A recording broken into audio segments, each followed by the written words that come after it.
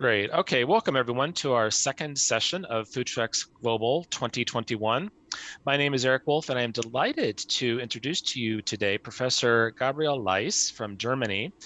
Uh, Gabriel is someone who I was introduced to by a colleague at his university and someone that is known in academic circles. And when we were talking about a speaker for the summit, he said, I think one of our professors would be a very good fit. So the subject today, right now, is local food taking a back seat for visitors. And it's a very interesting discussion that we've been having. So without further ado, Gabriel, would you like to take it away? Right, thanks very much, Eric, for hosting me. I'm delighted to be here and present to you on local food and research that I've been doing the past couple of years. And before I get started, I'd just like to apologize to everyone for the pictures I'm going to show to you, because I understand that during COVID times, you see, it's very difficult to travel. And if we look at pictures like this, some of us will probably be a little bit heartbroken about the fact that currently they cannot go to these kind of places. So if you will, I'm going to take you on a kind of a Zoom holiday journey. In this case, to the South Pacific island of Fiji, where I happen to have conducted a little bit of research a couple of years back on local food and large-scale multinational resorts and how their choice of cuisine impacts local smallholder farmers. And I'm going to be talking a lot about Fiji and what I happen to see and research on down there. But I feel that Fiji is, in this case, really just a kind of a epitome of many places in what you would refer to as the global south or developing countries, which are usually beautiful and great tourism destinations, and many people like to travel there because of the pristine natural environment, the lovely people, sun, sand, beach, great weather, and all that. But of course, there are also places where many people live in poverty, in deprived situations, struggle to survive, and at times don't even have enough money to feed themselves. And so these places, I think, from a tourism perspective, they always deserve special attention, because tourism and people going there and eating that food in those areas can potentially contribute to a better socioeconomic environment. Whether it actually does or not, I think, is a different question. And that's sort of the question that sparked my interest in this particular context of tourism and local food in the global south. And I've also conducted a bit of research in South Africa. And let me assure you, the situation I'm going to present about Fiji here, in fact, is very similar. Now, I was fortunate enough to travel to Fiji and be completely oblivious to what was awaiting me. And so I had the good fortune of staying in a local indigenous village. And here is Nuabisa to the upper right-hand side, the stepdaughter of my host, who's providing me with a home to stay in for the duration of my research. And I was straight away introduced to the proper local indigenous food of the Itoke people, the indigenous Fijian community. And what you see here, I don't know whether some of you have been perhaps to the Caribbean or the Pacific Islands, will probably look familiar. Otherwise, I'll explain a little bit of what you see here. So in the center bit, the white big chunks, which look a little bit like massive potatoes, are cassava and yams, big starchy roots that the indigenous really, really love to eat. And then, of course, there's fish on the menu. There's a big fish head to the right-hand side and a few grilled fish to the upper left. And the Fijians, they love fish heads. They love eating the head of the fish and sucking it out. And you would have never seen someone eating a fish head like this, because when they're done, it's a clear, white, spotless piece of fish bone. And that's all there is left. And then there's a bit of pineapple and cooked banana, or rather plantain, at the bottom. And so this is sort of the typical kind of a local Fijian food you would have for Sunday lunch, for instance, right? And to be fair, anyone out there working in hospitality or gastronomy, I know we have a couple of tour operator people listening in here. You would probably not serve fish heads to your guests, I'm imagining, because quite likely those guests will come from overseas areas such as North America, Europe, Central Europe, and those areas. And we're not the biggest of all fans of fish heads, let's just say. And also root crops in that dimension, not the kind of stuff we like to eat usually. Let alone next day's lunch, which were the intestines of sea slugs down at the lower left corner here.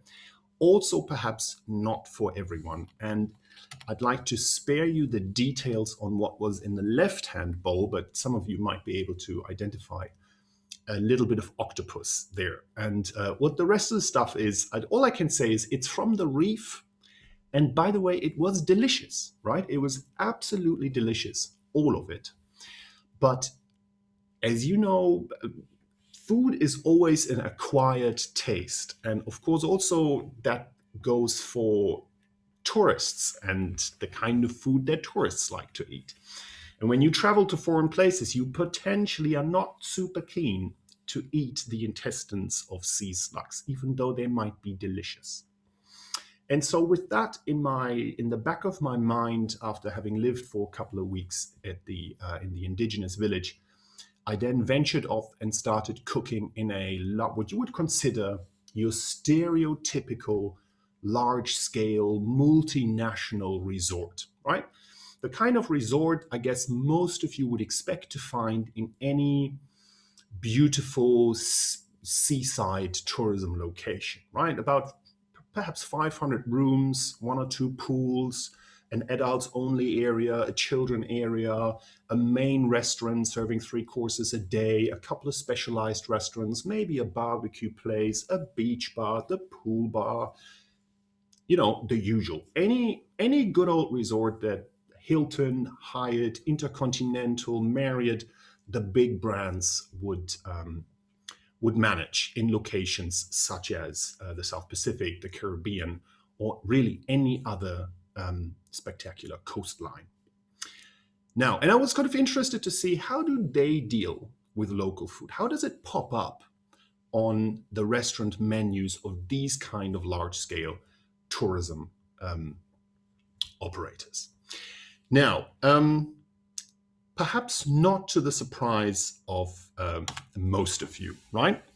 This is what is mostly served in hotels these days. And I know everyone, visit any travel blog, visit the American Hotel and Lodging Association's What's Hot report that always makes a forecast on what's hot in gastronomy. You will see local food written all over it, right? It seems like these days we eat nothing but local food. And let me assure you that that is not the case in these kind of resorts. For sure, not in the Fijis, and I'll bet you many other resorts will look exactly like that. What is on the menu and what is ordered predominantly by guests would be what I like to call hotel food. And by hotel food, I mean food that wherever you go, be it the Shanghai in Shanghai, be it the Hilton in Shanghai, the Marriott in Fiji, or I don't know, the Hyatt in Curacao, or wherever you go, you will always find this particular kind of food, being French fries, fish and chips, beef burgers, club sandwiches, pizzas, steaks, a particular kind of seafood, not just any seafood, salads, wraps, perhaps a bit of spaghetti and risotto. And that makes the menu in terms of that's the kind of meals that are liked by tourists, known to tourists, and ordered extensively. This is a shot from the local pool bar at the resort I was working at. And you would not believe the amount of fries we were serving for every lunch. What's local about this? Very little, to be honest. Perhaps a little bit, a few slices of maybe tomatoes here and there out of the more vegetable-oriented dishes would be local. The French fries, just for your information, the French fries were imported all the way, frozen by the way, from the Netherlands, so legitimately around the globe. The other thing that these resorts have all in common is what I would like to call the island night, meaning a once a week evening dinner buffet with a bit of a cultural flair, a bit of cultural experience that comes with it.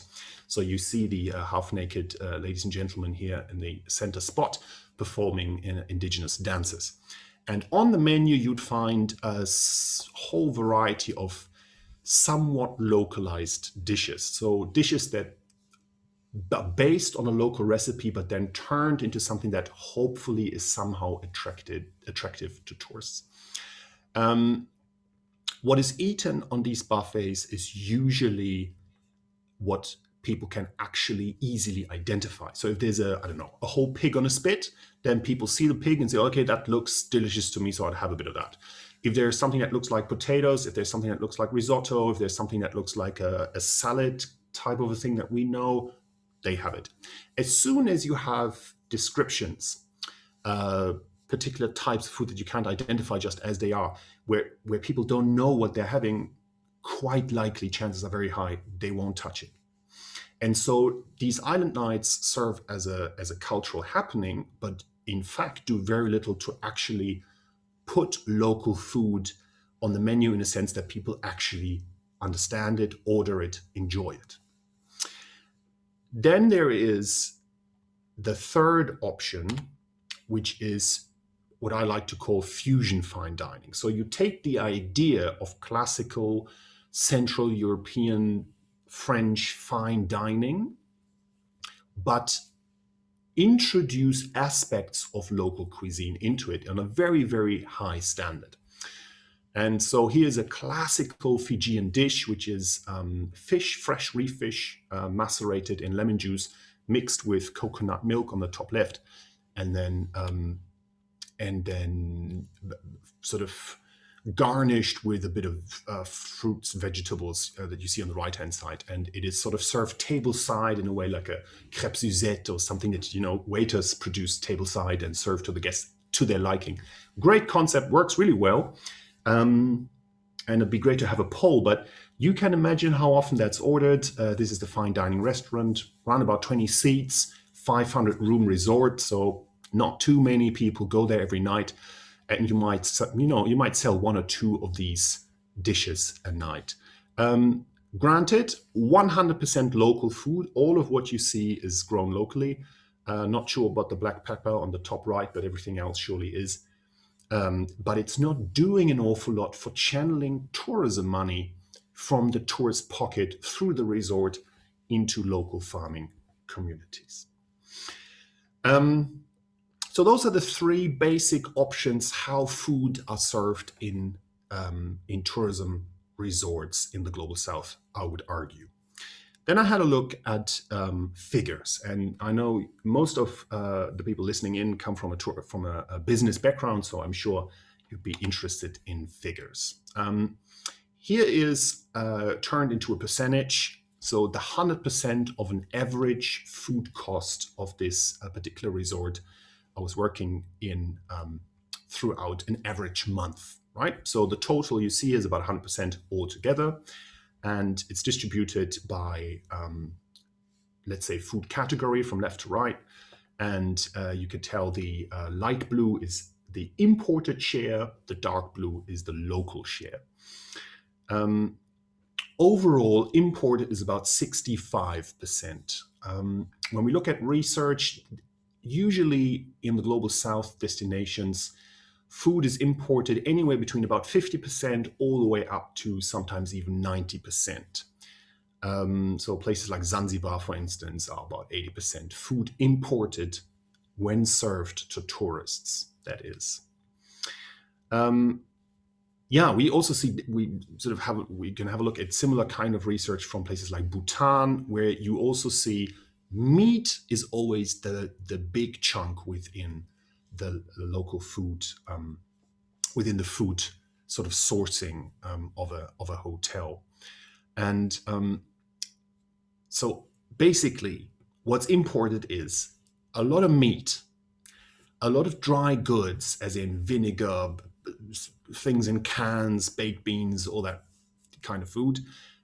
Interesting also, a lot of fish. 50% of the fish is imported. And you would imagine Fiji, isn't that a big island? Wouldn't they have lots of sea and reef to go fishing in?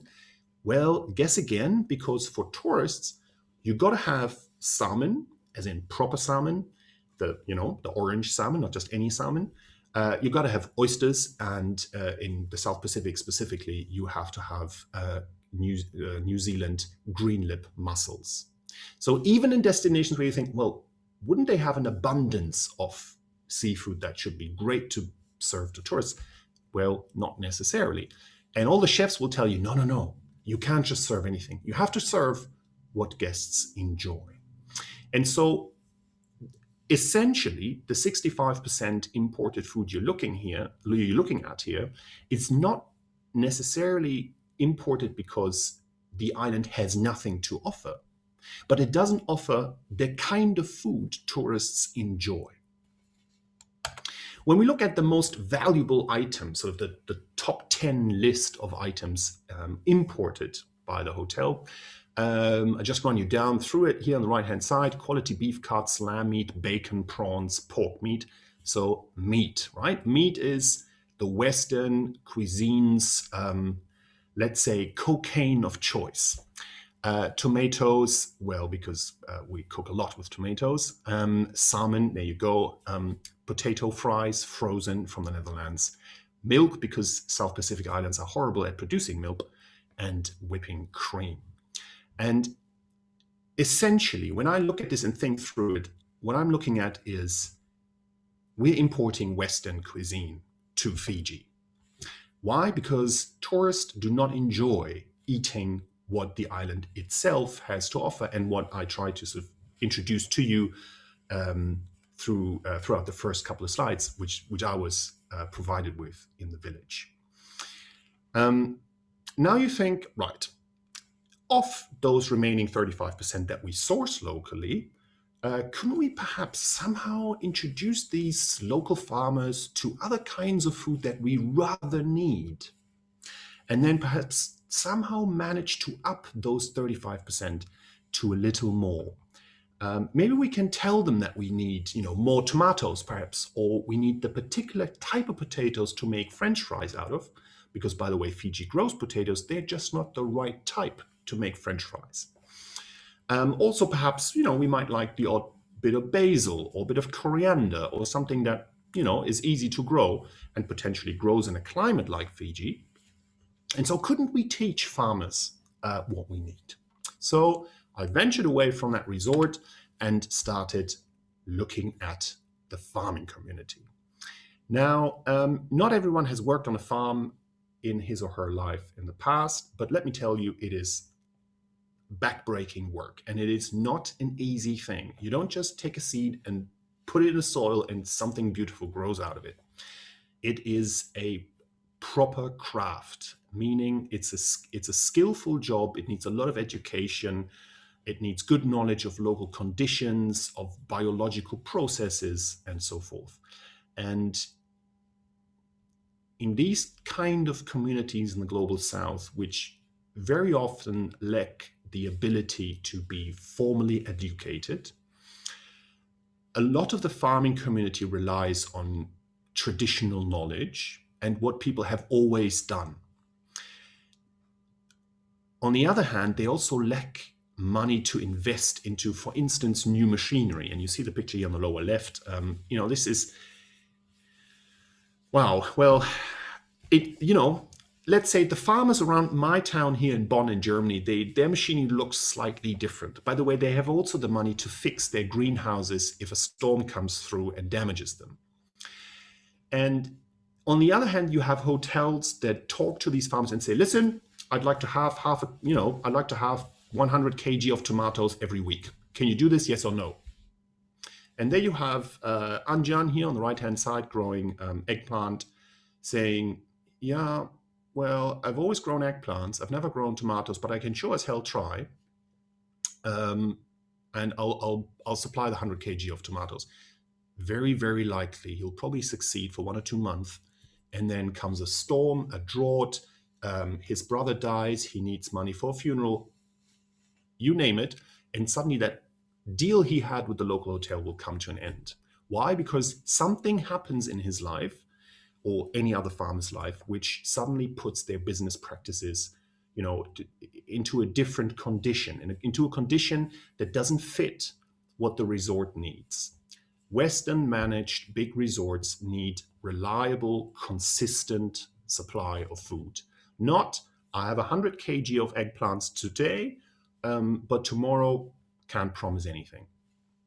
That's not the way the big resorts work, but that's the way the local farmers work. Now,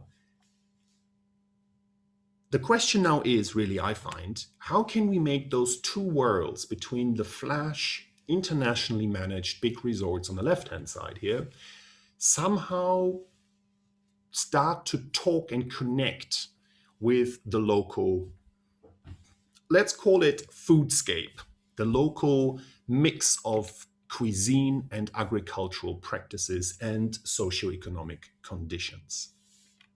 How can we make those two sides talk to each other? And here we have the head chef of the resort I was working for on the left-hand side, and Robert Oliver, who's a very renowned and VIP chef out of New Zealand that has done a lot for somehow putting the South Pacific cuisine onto the map. And basically what has been proposed is to take traditional recipes and try to translate them into a kind of dish that might be as such unknown to the type of tourists you receive, but can be easily explained, taste delicious, and to a large degree, probably not 100%, and it doesn't need to be 100%, but to a large degree depend on local produce. So what you see here is a reef fish in the center, gratinated with grated coconut, cooked banana, cooked plantain, with caper berries on top. Those are imported from Italy. And down underneath the fish, there's a bit of local river fern, just I think sauteed or poached, and a coconut sauce on the side. So I think on all accounts, you could say a very, very local dish, but something, of course, that in the local community would never, ever be served to you, because that's not the way these people cook. And my recommendation really is to try hard to take local ideas, not local recipes, but local ideas of food, and turn them into what, in whatever destination you are, you believe that your customer group appreciates. And of course, in Fiji, the majority of tourists are from New Zealand and Australia. In some other destinations, you might have, I don't know, a growing share of Asian tourists, and they will probably appreciate something completely different. In the Caribbean, North Americans would be your prime clientele. And of course, again, they probably appreciate different kind of food. Now, this is an actual example, and I talked to the chef. This is a different restaurant, the Rumba in Fiji, and I talked to the chef and said, "So this is amazing. This is beautiful. How often is it ordered?" He ran a restaurant around about 60, 70 seats, packed every night. He said, about once or twice a day. And the rest? Pizza, pasta, steaks, right? And so even if you have a chef that manages to translate local food into something amazing and delicious like this, so someone that can basically bridge two worlds between what's available locally and what do tourists appreciate, it yet doesn't sell. And I found the key to this is now two things really. One is you have to bring your service staff into the equation. You have to sit down with your waiters and waitresses and teach them on how to interact with customers and actually tell them, listen, I see you're looking at, I don't know, the steak menu, but I'd like to introduce a dish to you. And we had this amazing reef fish coming in yesterday, and here's what the chef made out of it. You have to sell it to people because they will look at it, they will probably read it, they will have essentially no clue what it is. If I say this is vundi and ota with a lolo sauce, you would have no idea, let alone the type of fish we're eating, right? And so you have to have someone at the front line of that restaurant or bar or catering or whatever you run that is capable to understand that this concept is not the tourist concept and it has to be translated. And or you have to have, I don't know, a big blackboard on the restaurant's, prime wall to say, right, this is what we have. These are the local delicacies today. Let me explain to you what it is. So that needs to be done. You need to translate what you have into basically tourism language. You have to educate your service personnel so that they can explain that. And then, of course, you have to bring in also the farming community somehow. And as I said, they're not necessarily the ones with the big money and the thorough education and a suitable, well-organized infrastructure. Usually not. For any one of those of you listening in that have been to the Global South, you probably know what I'm talking about. If you want local food, you have to somehow manage at least the transportation network for the farmers. Very often they will transport, food on the back of their truck, for instance, or they will not have the ability to somehow make sure that the neighbor's dog doesn't jump onto the back of the van and, does his business on top of the tomatoes. So, and of course, I can understand hotels don't want that. So what you have to do is you have to somehow convince resorts to run call it a food pickup service, right? The other thing you have to do, and that's probably even more difficult, you have to convince your purchasing offices that they have to adapt to what the farmers need. Many farmers in Fiji didn't even have a bank account. They lived in a cash economy, which was in fact perfectly fine. But of course, the corporate headquarters of Hilton, for instance, will say, cash on delivery? No way. This is opening everything we have to potential fraud and God knows what, and what they like to call a business under the table, right?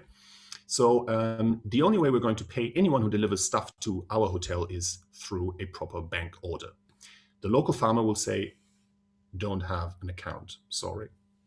They might also say, listen, I can deliver today, but not tomorrow. So you might need to somehow establish a network of different farmers where you can say, well, I can get tomatoes from this guy, and that guy. And if he doesn't supply tomorrow, I might as well get from him. Or maybe they could set up a cooperative of sorts. So this Central European Western idea of I have one person delivering and I'm making a deal with that person and that's it, will probably not work out. And if you want that local food, and we have seen that, an increasing amount of millennials and most likely other kind of tourists are very keen on this, supposedly, then I think it'd be a great marketing strategy to actually make that local food happening. The last piece of advice I would like to share is that it is not good enough anymore to say, we are a resort or a restaurant or you name it. And yeah, we also have local food. If I were you, and you're serious about local food, you have to make it some form of an integral part of your marketing strategy. You have to be all about local food and not appear like someone who potentially maybe also serves, a local apple. No, you have to be honest and serious about it. And I think you also have to be honest and serious with your guests. And if that puts you into a situation where you say, this dish that you so enjoyed yesterday night, you know what, that might be available tomorrow, but it also might not be. Do you know why? Because sometimes the currents change, the water is too cold, and the local people, they don't like to go fishing in cold water. In a Hilton in central London, this would be unheard of.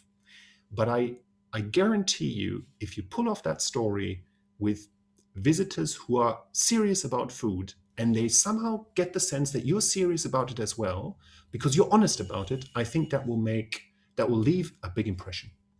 And that's it from my side.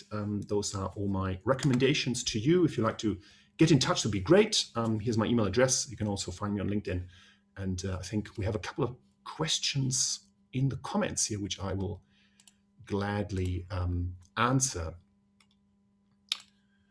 Or Eric, I don't know whether maybe you want to open the question round. Sure. Yeah, that would be great. First of all, really interesting. Enjoyed listening to your stories from Fiji. I have been to Fiji, and one of the things that I was hoping you would touch on was the drinks as well. Because when I was in Fiji, I was astounded that all of the drinks that were being peddled were all of the Western or American brands. So, you want Cointreau, you want a Heineken, you want a Budweiser, you want Frangelico, all of those, brands that Europeans and North Americans know. But and that the Heineken beer was something like 8 or 10 US dollars a bottle, and this was back in the mid 90s, right? So crazy, stupid prices. But the local Fijian beer was about $2 a bottle. And I said, okay, I'm going to try the Fijian. It was great, right? And I saved $8 by buying local.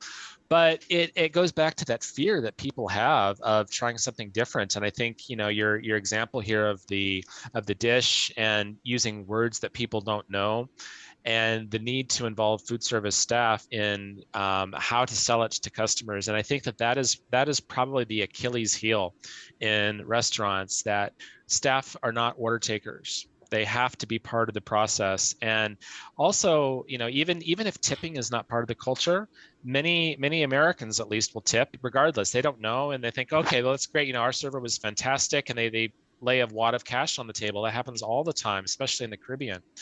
So I don't know. I learned quite a few things. Very interesting. Yeah, yeah, and I think Eric, probably if you were to revisit Fiji these days, you would probably realize that the Fiji beer brand has become quite popular. In fact, so you would also get international brands for sure, but the Fijian beer is there's one major brewery, and they do a great job, and they have a whole range of different beers. And the moment you say, "Oh, yeah, no, the Fiji Gold or whatever," that's the staff's choice. Everyone will go and buy that for sure. And there's also by now Fijian rum, because Fiji produces or still produces a fair bit of sugar cane. So you would have the local material actually available. And so drink wise, there is a little bit, but then of course the question is, well, that Fijian beer, it doesn't really, it is local. And so some part of that local value chain will be beneficial for Fiji, but of course the ingredients for beer, they will not come from Fiji. The barley and the hops and all that would be imported. So in a way, you could say the most sustainable thing to drink on Fiji is either table water or rum. Up to you. Wine is, of course, nothing that grows in the environment of a subtropical island. And so for the beverage side of things, I think it looks even more desolated than the food area. Yeah, that's perhaps what I would say, because it just doesn't cater to the needs of the stereotypical tourist that goes to Fiji. Indeed. Go ahead and start typing your questions in the Q&A channel for Gabriel.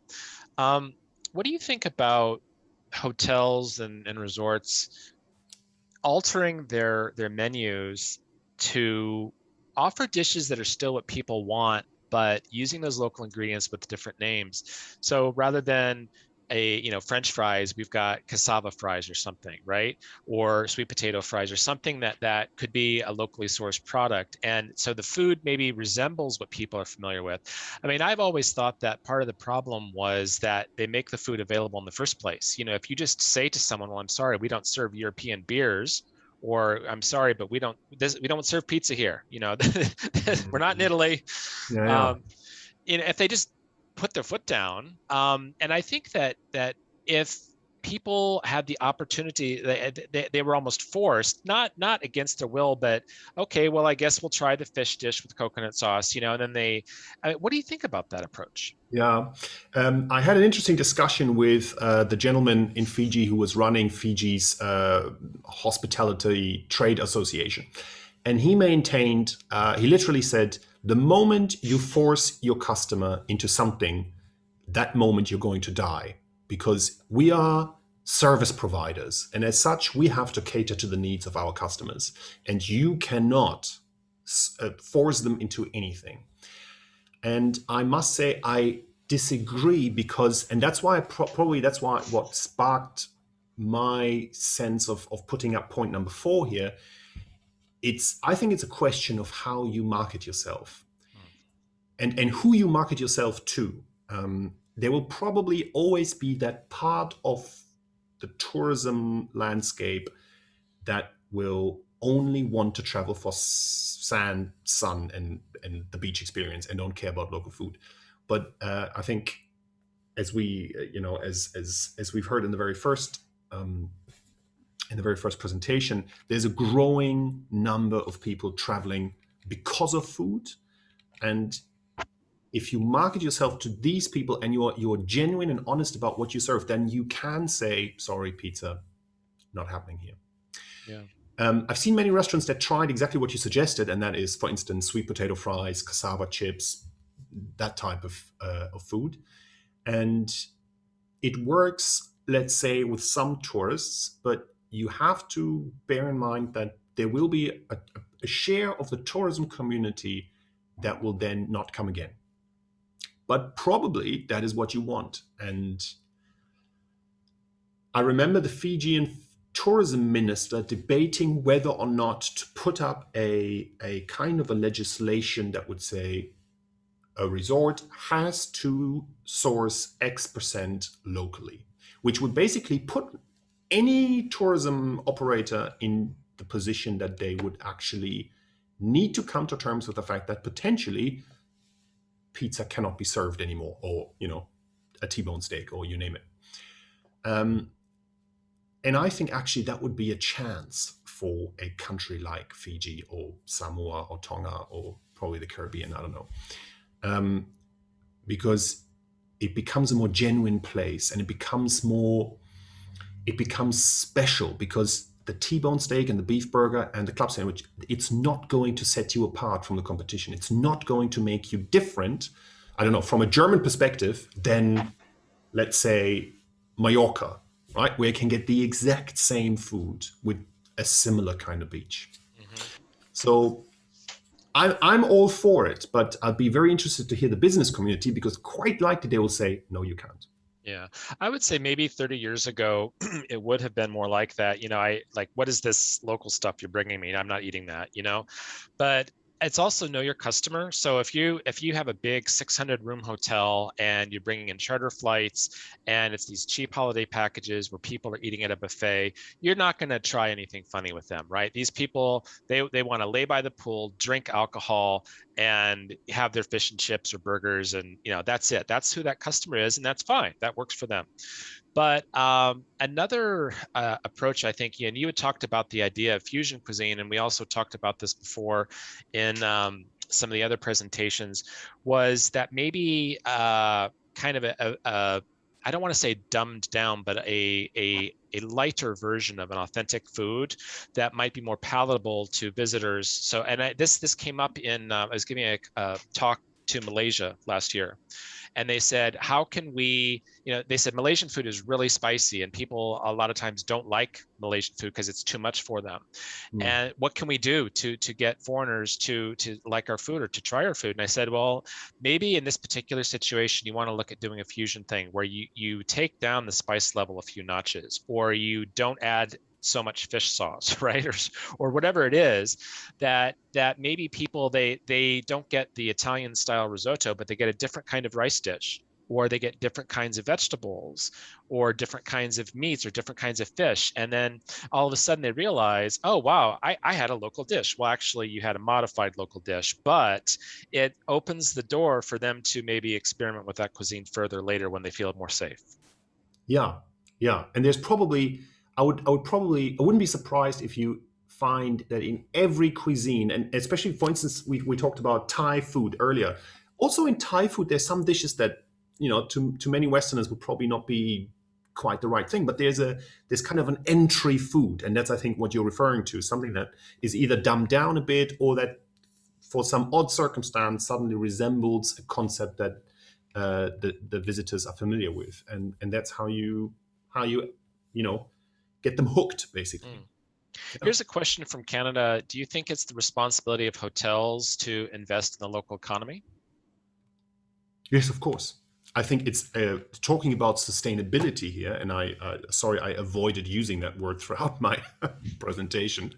Um, I think from a social sustainability point of view, it is their moral duty to do so, because they only exist because of the local community. If not for the local community and the local natural environment, which is one thing, I suppose, they wouldn't be there. So I think it is their duty to invest. They do not, or rarely, because governments hesitate to put up hard and fast rules about that. And when we look at the Sustainable Development Goals, there's one goal that I find very, very important, and that is strong institutions. And I don't want to sound all lefty, but usually tourism operators will first and foremost look at the bottom line, and then perhaps, if they can afford, consider social sustainability within the tourism community. And I don't want to generalize, and I'm sure there are many, many good examples of tourism businesses that do it differently. But there are also many, many examples of, let's say, bottom line seekers, Mm-hmm. and they will hesitate to invest. Yeah. And we have a comment here from Deborah. I think that it's true. People's curiosity is changing with all of the television programming, the chef shows, the awards competitions, and so on, and food being part and parcel of everything from the morning news to radio shows. People, I think, are a little more adventurous now than maybe they were before. Uh, and let's see, we someone's mentioning about the sheep's head in Norway. So Yeah. I probably won't go for that one, but and then Biagio would like to ask, how authentic is it when you modify something? And again, it can be fusion. It's not authentic, but maybe it's the gateway cuisine. Yeah. Yeah. You know what, Biagio, I love your question. And the funny thing is, one of the first questions I got when the guys in the village I was living with realized I was a chef myself, they said, "Oh, can you teach us how to make pizza?" And you think, right. So I've come to understand Fijian cuisine. The first question I get is, how do you make a pizza? Why? Because the Fijians love pizza. And so one day, the people that I taught how to make a pizza will come back, open up a pizza restaurant in Fiji, and make Fijian pizza. So, Biagio, you tell me, is that not an authentic Fijian pizza? Is that then not Fijian food, or what is it? So this question of what is actually authentic or not, I think, is very, very difficult to answer. From my perspective, talking about sustainable development, I would say as long as the food translates into a benefit economically, socially, and environmentally for the local community, then I would say I'm all for it. And whether that translates into a Fijian pizza or something that the Fijians have been cooking since centuries, I don't care. Yeah, well, Johanna was just talking about how food is borderless, how it crosses borders. And another culinary anthropologist that I was talking to from Ireland, John Mulcahy, he had said many times that national cuisines change every 80 years or so. And what your grandparents ate, wherever you are in the world, matters nowhere. It's not what is being offered today. And whether that's because of the influence of imported foods or television or whatever it is, cookbooks from abroad, But I think that, your idea of the Fijian pizza, is the idea of a bread product of any kind with toppings on it of any kind. That's not Italian necessarily. So what's wrong with Fijians creating their own style of pizza? Exactly. Exactly. Basically, there's nothing wrong with it. But and you know what? There was also nothing wrong with a Fijian T-bone steak dish or something like this. But of course, if you think it through, you would think if it was to be beneficial for the local community development, you would think, well, then they would need to either grow copious amounts of wheat or beef. And if you look at the environmental conditions of these small islands, you will soon come to realize that that would be greatly detrimental to the environmental development of these islands. And so, in a way, to come back to Biagio's question here, maybe a Fijian pizza would channel some form of money into the local communities. All right, great. Arguably, it might even be taken as authentic food, but surely from an environmental perspective, it wouldn't really help. So if we turn Fiji into I don't know, a place that grows a lot of beef and so rears cattle, cuts down forests and all this, that'll be a very unwise decision to take. Indeed. Well, whatever, if they do decide to move forward with the pizza idea, I would say the only branding advice I would give them would be to not call it a pizza. What is the Fijian word for flatbread, right? And do something around that. Yeah, they don't have the concept of bread because traditionally, let's say, it's never been around. But Okay. I'm sure they're creative enough to come up with a good term to call it. Like how the French create words to fit the Académie Française. Yeah, yeah, yeah, Exactly. exactly. Yeah. All right. Well, we need to move ahead to the next session here, but Gabriel, Cool. I'd like to. Sorry? Yeah. Oh, okay. Yeah, I would like to thank you very much. Really interesting conversation. Really enjoyed working with you. You're a very, very smart guy. So I look forward to working with you again at another conference. And for everyone attending, go ahead and move over to the next session with the next link. We will be talking about apitourism, which is bee related tourism. So bee preservations, honey, everything is another very unusual topic, but we'll see you in the next room in a few minutes. Gabriel, thank you again. Stay safe and we'll see you soon. Lovely. Thank you very much. All the best. Our Bye-bye. pleasure. Bye-bye.